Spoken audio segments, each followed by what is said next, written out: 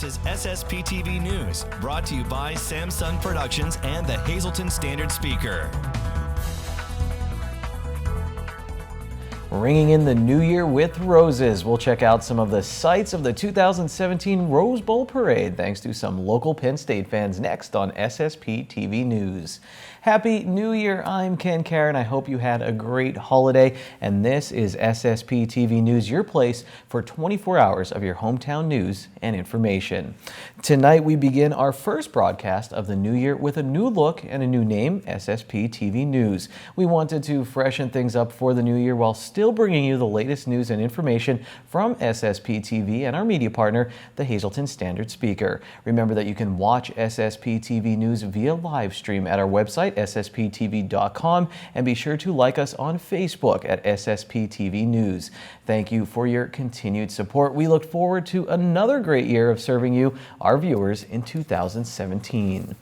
Well, a number of locals are spending their new year out west in California. They're cheering on their favorite college football team in the granddaddy of them all, the Rose Bowl.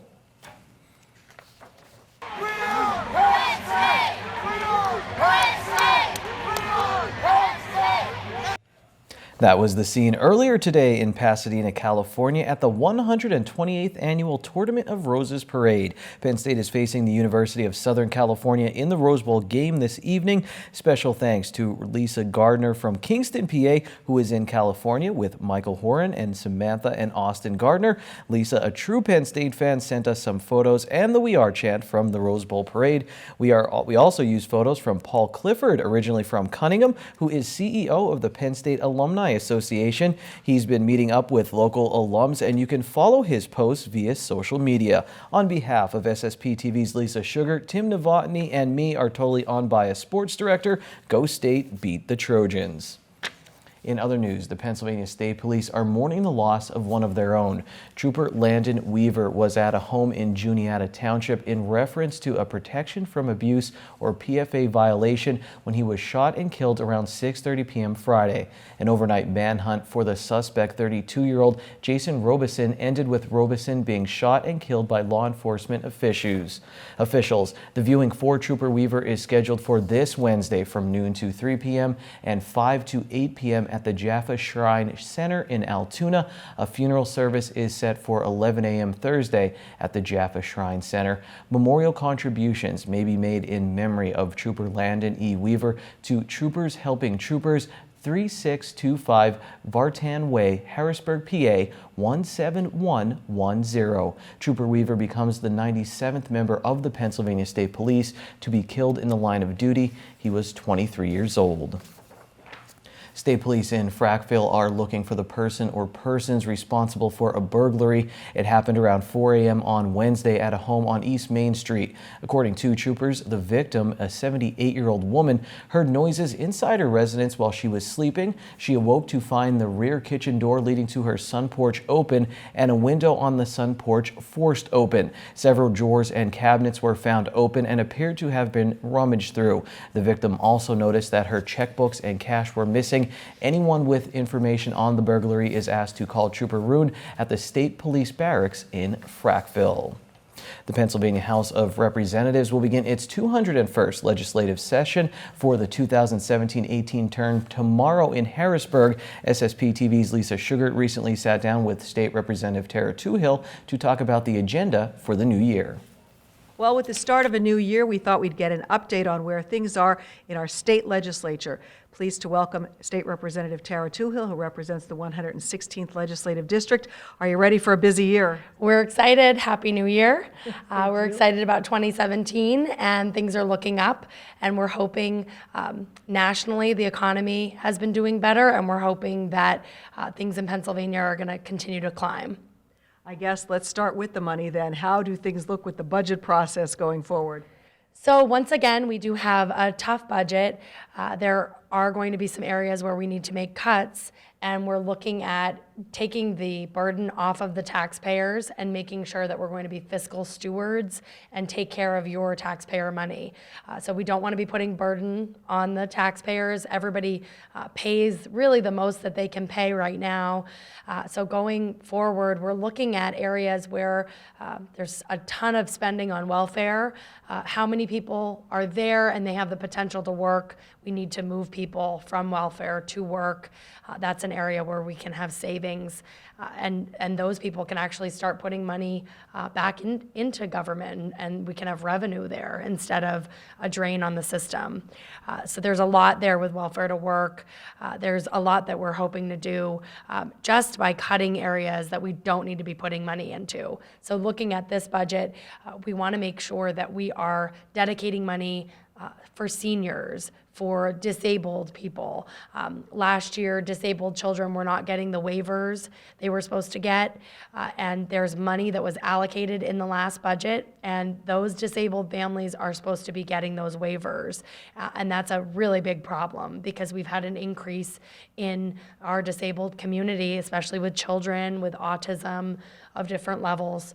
So that's areas that we're looking at where that's where you need money to go. Those families need services and need support. And then other people that don't need it are going to have to get back to work. There are jobs available. Another topic that we know we've been hearing people talk about for years, and you've talked about it as well, is property tax reform. Do you think we will see that become a reality? So one of our biggest problems is we passed property tax reform in the House of Representatives, and it ended up with a tie-breaking vote and ended up losing in the Senate. Now there is a majority of Republicans in the Senate, so we're really hoping that we're going to take those votes again. Maybe we can do them early on instead of waiting till the end of the session, and hopefully there will be progress in that area. That is something that folks in the Hazleton area are screaming for. I mean, you cannot hear it enough. I vote every time that I can possibly vote for property tax relief. I've voted for total elimination of property taxes, and that's certainly an area that people do not feel relieved, and that we need to continue to push down in Harrisburg and fight for that property tax relief. So folks at home can keep their home, own their home, improve their home, and not be punished for it. And lastly, we were talking about crime. Thank goodness we're hearing good news that crime is going down. So what's your reaction to this? News has been so good. Kudos to Chief Spezial, kudos to Mayor Cassatt. They went in with a new method that they were going to enforce. They applied for state grants. Senator Yudichak and myself, we were very happy to be able to allocate state funding from that LSA gaming money went to new police cars. So you see those out on the streets in Hazleton. It's really exciting. We do have new members on the force. As well as Mayor Cassatt is going to be putting up new lighting, and lighting is a big thing in the battle against crime. You want to light up those areas of your city, and we do have new technology and new computers that the police force is working with. So we want to make sure our police are safe and that they're able to keep our community safe. So things have been going really well. We're excited that they've made changes and crime is down and people are feeling safer. Yeah, it's a big deal. Good news, definitely. I know it's going to be a busy session for you, so please come back and share with us often what's transpiring and keep the folks up to date. Okay, thank you so much, Lisa. State Representative Tara Toohill. Thanks, Lisa. Hazleton City Council passed the 2017 budget on Thursday by a vote of 4-1. However, Mayor Jeff Cassatt called the budget, quote, flawed and says he will not sign it. The new budget has no tax increase. The mayor asked for a 20% tax hike. If the mayor does not sign or veto the budget, it will go into effect in 10 days. Hundreds welcomed the new year in Shenandoah. About 300 people turned out to see the first ever kibasi pierogi drop. I never drop kibasi or pierogies, but I do love this new tradition. 4 seniors from Shenandoah Valley High School came up with the unique celebration for their senior project. They are Emily Tovar, Liz Rosa Diaza, Lynn Rosa Diaza, and Marisol Velasquez. The special drop took place at 7 p.m. to allow younger children to attend. The Laurel Mall, with the exception of Boscov's, will open at 3 p.m. this Thursday. The reason for the delayed opening? To allow for an electrical upgrade. Mall Business Development Manager Rocco Aruzzo says PPL will begin work Thursday at 8 a.m. and work will last until at least 2 p.m. Normal access for mall employees will be available at 2:15 p.m. All entrance doors for customers will open at 2:45 p.m. and the mall will open for business at 3 p.m. on Thursday. Boscov's is not affected by the upgrade and will remain open. Aruzzo says the mall apologizes for any inconvenience. Coming up on SSPTV News, Ron Marchetti is here for his sports entry of 2017. He'll remember those we lost in the sports world in 2016. And after this break, we'll take a look back at 2016 with the Downtown Hazleton Alliance for Progress.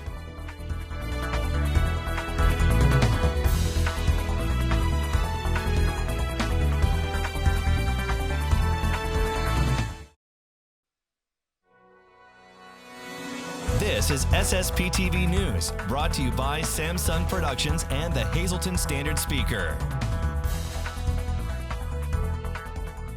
Get a healthy start to the new year. Core Fitness, the premier women's-only fitness club in Hazleton, is offering a New Year's fitness special. Buddy up and split the cost of the joining fee. That's a $25 savings for you and a friend. Call 570-455-7818 for all the details, or stop by Core Fitness during regular office hours at 711 West Broad Street in Hazleton. Start the new year off right at Core Fitness.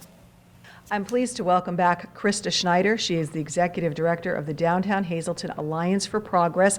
Looking back at 2016, and from what I can see, 2016, Krista, was a very good year for DHAB. Yeah, we were very lucky. We had a very good year. A lot of events that we planned, a lot of participation, a lot of grants received, a lot of public, support. So we're really appreciative. One of the projects that I know was very visible was the mural down by Hazel Drug. Yeah, we were lucky to hire a wonderful mural artist, Mary Veronica Sweeney. She started work on a mural behind Hazel Drugs. It's basically the arts and innovation in Hazleton, and so that's the theme of the mural. Unfortunately, the weather turned cold before she had a chance to finish it, so we're looking to finish it as soon as possible in the spring, and we'll have a nice dedication ceremony shortly after. That sounds good. I know plans are also in the works that there is an initiative underway for the historic district on the north side of the city of Hazleton. So tell us where things are with that. And how Right. that went. So we worked together with the Historical Society. Actually, the Historical Society took the lead on it, and we supported them with a grant application to the state to fund a study to basically help the district, the neighborhood, get designated as a historic district. And so we secured the funds, and that project is looking to start early next year. Now, another project that we see not too far from our studios right here is the Center City Park. Phase 1 completed. So tell us what's there and what's still coming. Yep. Well, late last year, early 2016, Phase 1 was completed. So we cleaned up all the rubble.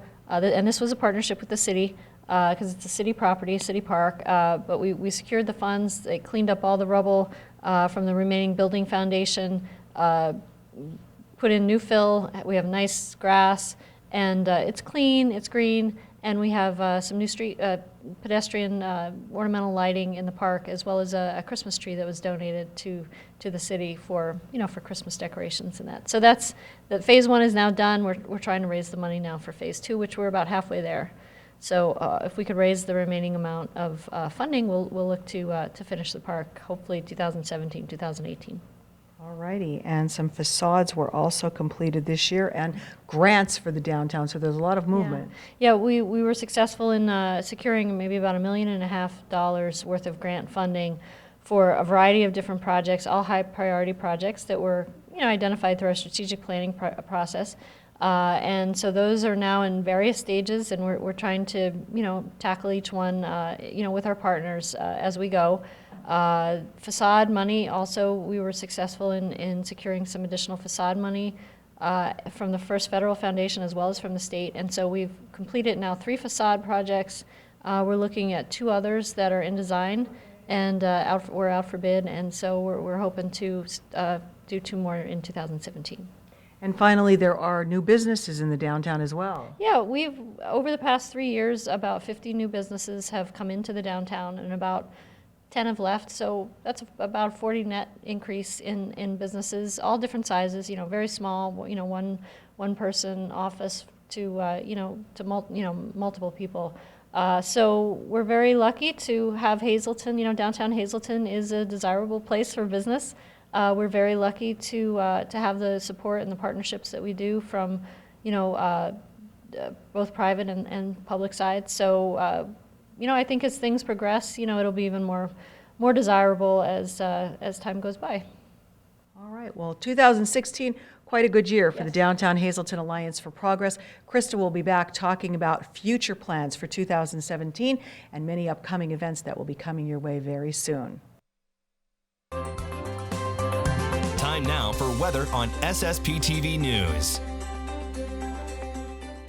It was a rainy second day of 2017 in downtown Hazleton, and we may see more rain on the third day of the year. Here's a local forecast from the National Weather Service, and that's the Center City Park, by the way, we just talked about. Tonight, a chance of rain, cloudy with a low around 35 degrees, 50% chance of precipitation. On Tuesday, we will have rain, high near 43 degrees. New precipitation amounts between 1/4 and 1/2 inch possible. On Tuesday, rain before 1 a.m., then a slight chance of showers, low around 35 degrees. On Wednesday, a slight chance of rain and snow showers before 1 p.m., then a slight chance of snow showers, mostly cloudy. We'll have a high near 39 degrees. Wednesday night, partly cloudy, low below 20. Thursday, partly sunny with highs in the mid-20s. Thursday night, mostly cloudy with a low of only 16 degrees. It gets colder on Friday, partly sunny during the day, high of 23 degrees, and then at night, mostly cloudy, low of 12 degrees.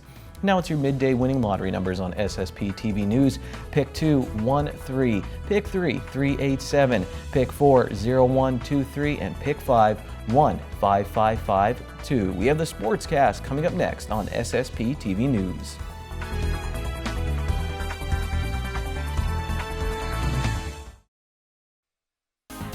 Time now for sports on SSPTV News.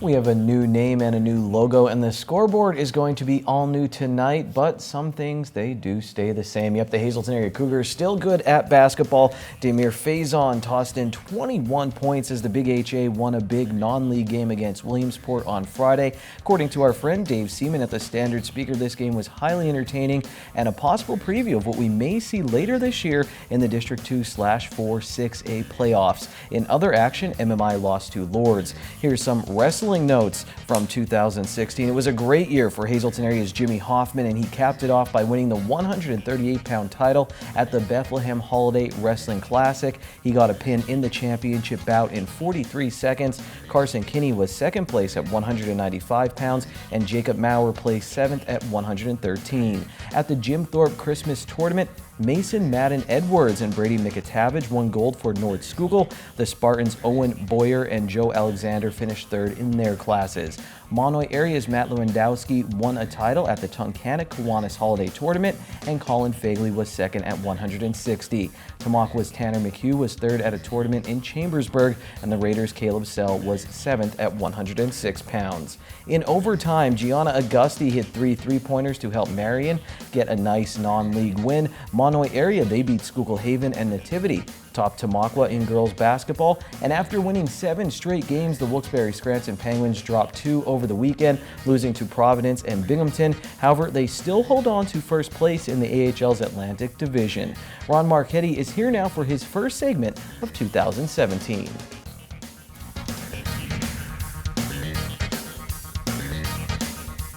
Happy New Year, everybody.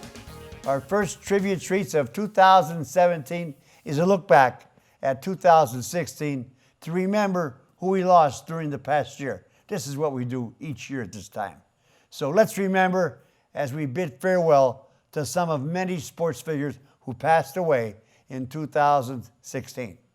Muhammad Ali, the greatest, was 74. Jose Fernandez, National League Rookie of the Year pitcher for the Miami Marlins, killed in a boating accident, was 24. Rashaan Salam, Heisman Trophy winner in 1994 for Colorado, was 42. Joe Garagiola, a 3-decade announcer calling Major League Baseball games on national TV, was 90. Pat Summitt, who won 1,098 games and 8 national titles as coach of the Tennessee Lady Vols, was 64. Buddy Ryan, who coached the Chicago Bears to win a Super Bowl, was 85. Lawrence Phillips, a gifted running back who ran for over 1,700 yards for Nebraska when they won the national championship in 1994, was 40. He died while serving a 31-year prison sentence. Dennis Green, the second African-American coach in NFL history who coached the Vikings for 10 years, including 1988 when they were 15-1, was 67. Ralph Branca, the Brooklyn Dodgers relief pitcher who gave up the shot heard around the world in 1951, was 90. Monty Irvin, a star New York Giants outfielder in the 1950s, was 96. John Saunders, an all-star, all-sports announcer for 30 years who hosted the Sports Reporters show every Sunday morning, was 61. Arnold Palmer, a golfing great who won 7 major titles before he became a legend, was 87. Gordie Howe, an all-star in 23 of his 26 NHL seasons, who was known as Mr. Hockey, was 88. Craig Sager, literally one of the most colorful characters in NBA history, an announcer who wore gaudy attire while covering NBA events at courtside, was 65.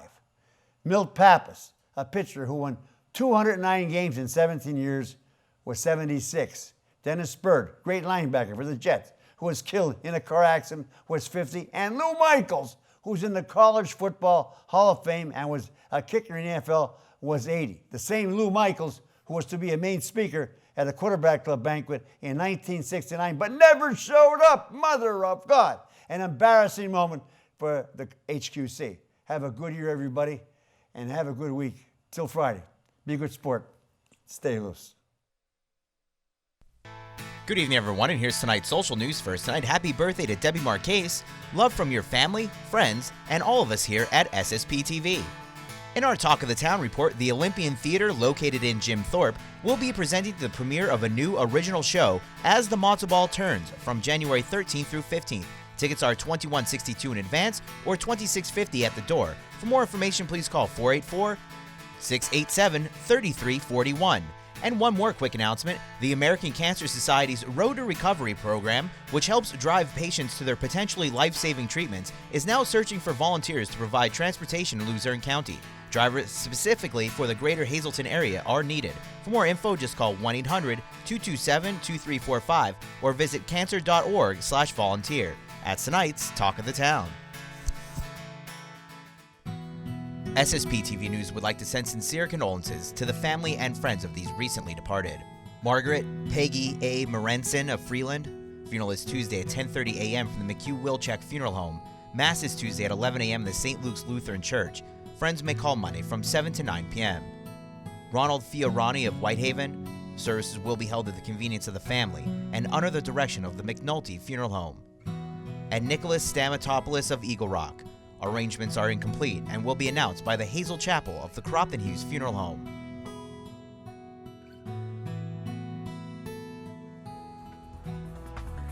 Well, I have to head home now. Get ready for the Rose Bowl and eat some pork and sauerkraut. Have a great 2017. Let's make it good. We'll be back here tomorrow. Take it easy, everyone.